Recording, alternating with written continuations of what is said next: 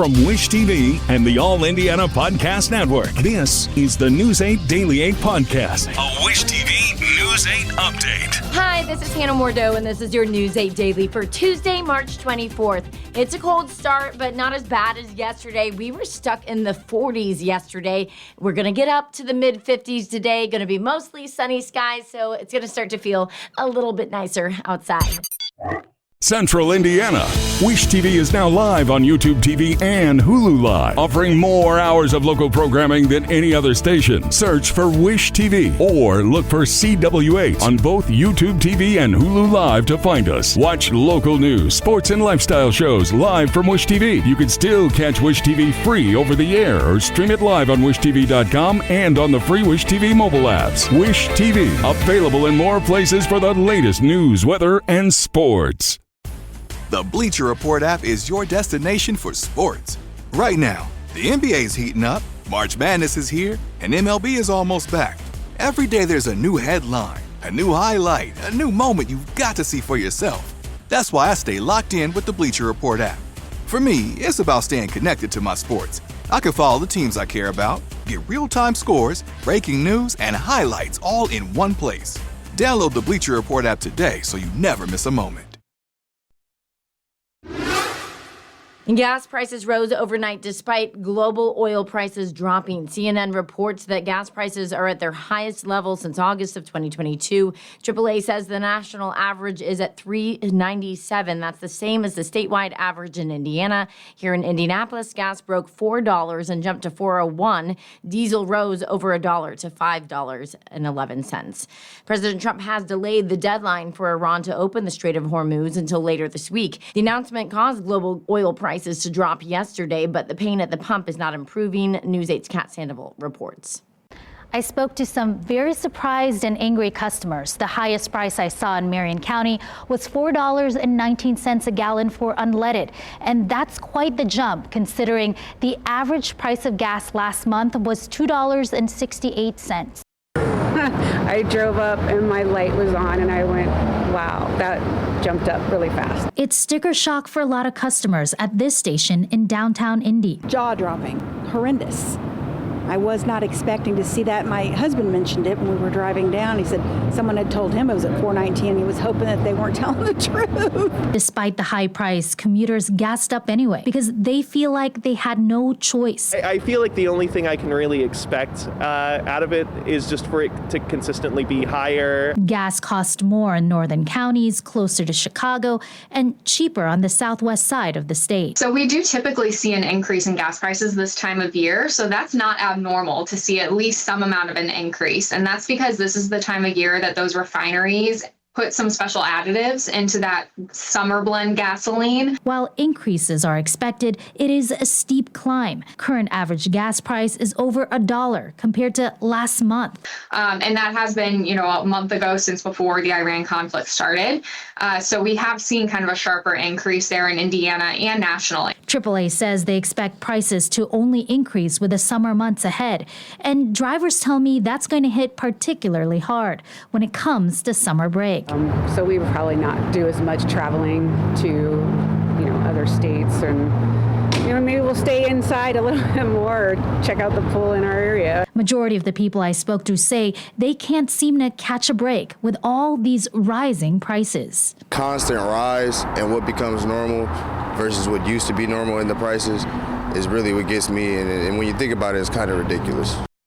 AAA recommends planning your routes. There are also apps that give various gas prices around the area, which can save a few cents per gallon. I'm Kat Sandoval for Wish TV, wishtv.com. Your statewide news network covers South Bend, where 2 council members are urging Governor Mike Braun to suspend the state's gas tax. In an open letter to the governor's office, Councilman Dr. Oliver Davis and Councilwoman Sherry Bolden Simpson say current prices are hitting local families. They say the conflict in Iran is causing financial instability in South Bend and across Indiana. Council members are pointing to examples set by other states, exploring ways to provide relief when it comes to prices at the pump. So far, the governor has not ruled out suspending the state's gas tax. Here in Indianapolis, IMPD says many of the people shot over the weekend were bystanders who were not involved in any crime. So far, police have not made any arrests, but investigators say they do believe they know who they're looking for. Police say in total, 11 people were shot over the weekend. 9 of them are injured and 2 of them died. Some of those were individuals who just happened to be around during some type of incident, altercation. Again, that goes to that conflict resolution and being in a place that maybe you shouldn't be at too, right? It's knowing your surroundings. What time of night is it? What time of morning is it? Where are we at? What are we doing? Police say overall crime in Indianapolis is dropping despite the weekend violence. They say murders are down 25% compared to this time last year, and non-deadly shootings are down 10%. IMPD says police arrested one of their own detectives for drunk driving. Detective Caitlin Harris was taken into custody Sunday. She has been with IMPD for 8 years. Police say she was on call and got called to a scene. Officers say when Harris arrived, they smelled alcohol and notified a supervisor. Police say a sergeant ordered Harris to pull over after she left, but she ignored that order and drove home. Officers then went to her home and took her to a hospital for a blood draw. Police say her blood alcohol content was above the legal limit, and she was arrested. Harris has been placed on leave and has no police authority. Prosecutors have sentenced a man to 3 years in prison for crashing his truck into the Johnson County Juvenile Justice Center on Mother's Day last year. Jacob Daunt pled guilty to criminal mischief and criminal recklessness. You may remember that Daunt spray painted Fathers Matter onto his truck last year, then drove it into the building. He is from Franklin, and he says he did it because he disagreed with a decision a judge made in his child visitation case. Daunt was already on house arrest for having meth before the crash. LaGuardia Airport in New York is back open after a plane crash shut it down yesterday. 2 pilots were killed after a plane ran into a fire truck on a runway. Maribel Gonzalez has the latest. 2 young pilots left their homes expecting to return to their families, and they will not. Late Sunday night, 2 pilots were killed when an Air Canada plane carrying 72 passengers and 4 crew smashed into a Port Authority fire truck while landing at New York's LaGuardia Airport. They transferred over 43 people to the hospital. A tragedy officials say is rare. It has been over 34 years since we had an incident with a death at the airport. According to a preliminary analysis, the jet collided with the fire truck at 104 miles per hour. National Transportation Safety Board Chair Jennifer Homendy said the Port Authority and emergency responders retrieved the plane's voice and data recorders Monday by cutting a hole in the roof of the aircraft. While the NTSB doesn't yet know if the recorders will provide usable data, Homendy noted that some members of her investigative team are still en route to LaGuardia, coming through airports impacted by travel woes due to the partial government shutdown. Our air traffic control specialist, who was in line with TSA for 3 hours until we called in Houston to beg to see if we can get her through. Transportation Secretary Sean Duffy addressed concerns about staffing in the air traffic control tower. I've heard the rumor that there was only one controller in the tower, and that's not accurate. I'm Maribel Gonzalez reporting. The Pentagon Press Association is calling a move the U.S. Defense Department made to remove media offices in the Pentagon a clear violation. It comes after a federal judge sided with the New York Times in a lawsuit challenging limits on reporters' access to the building. Dozens of reporters walked out of the building in December rather than agreeing to new restrictions on their work from the department. The Defense Department says it will close an area of the Pentagon known as Correspondence Corridor immediately. Journalists have worked in the corridor for decades to cover the U.S. military. Officials now say that reporters will work from an annex outside the building, and it will be available when ready. There are no funeral plans yet for the CEO of the Indianapolis-based Simon Property Group. David Simon died on Sunday after a battle with cancer. Simon graduated from the IU Kelley School of Business and became CEO back in 1995 at the age of 33. Simon Property Group is the owner of several malls here in Indianapolis, including Castleton Square, Hamilton Town Center, and the Fashion Mall at Keystone. The company owns more than 250 properties worldwide. In a statement, Herb Simon, owner of the Indiana Pacers and David's uncle, says, "My family and I are deeply saddened by my nephew David's passing. His impact on our family, our community, and the real estate industry will be felt for generations to come. We will miss him greatly." David Simon was 64 years old. In Pacers watch, the longest losing streak in franchise history is finally over with 5 seconds left in the fourth quarter. Other team tried to hit the layup for an equalizer, but Pascal Siakam blocks them. No foul was called, and the Pacers beat the Magic 128-126. The win last night breaks a 16-game losing streak for the Pacers. The blue and gold return home tomorrow to face the Lakers. Happening today, Indiana Sports Corp and the Pacer Sports and Entertainment are holding a day of service ahead of the Final Four weekend.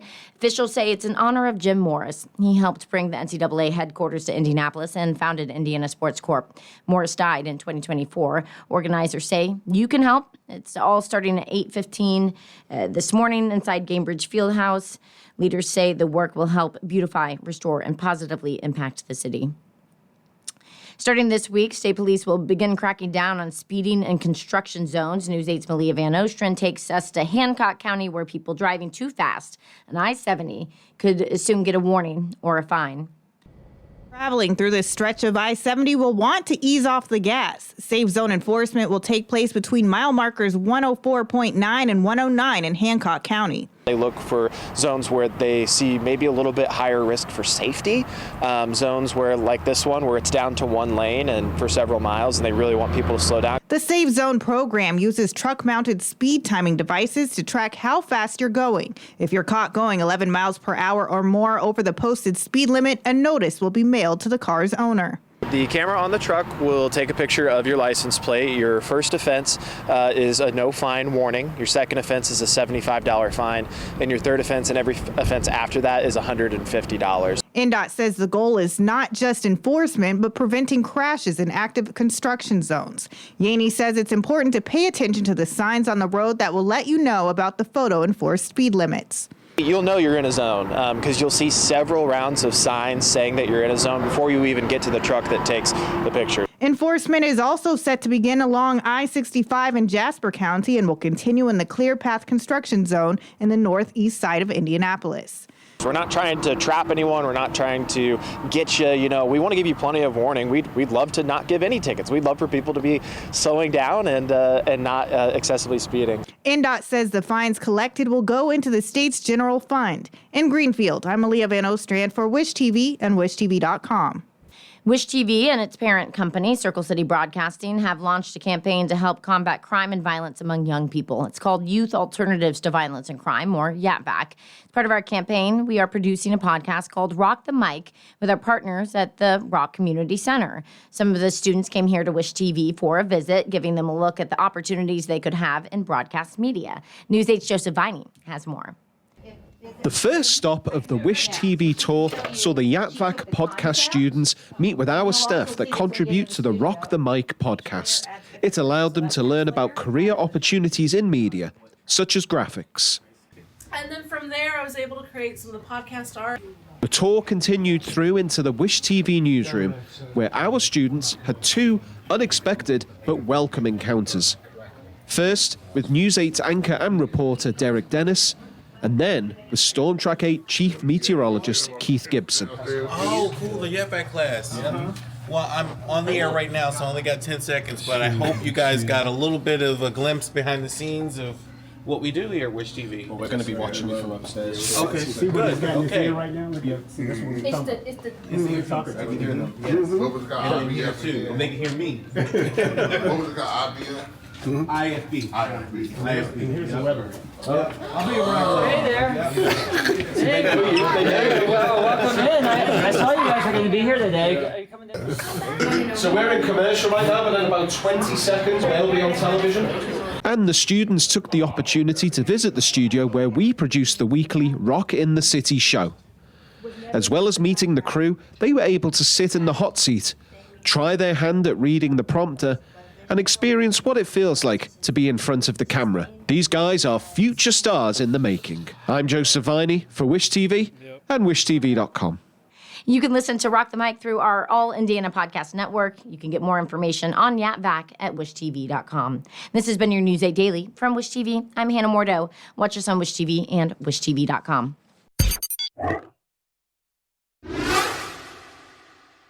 This is the News 8 Daily 8 podcast, a Wish TV News 8 update on demand. For even more, on demand and on the go, connect with Wish TV on Facebook at wishtv.com and on the free Wish TV mobile app.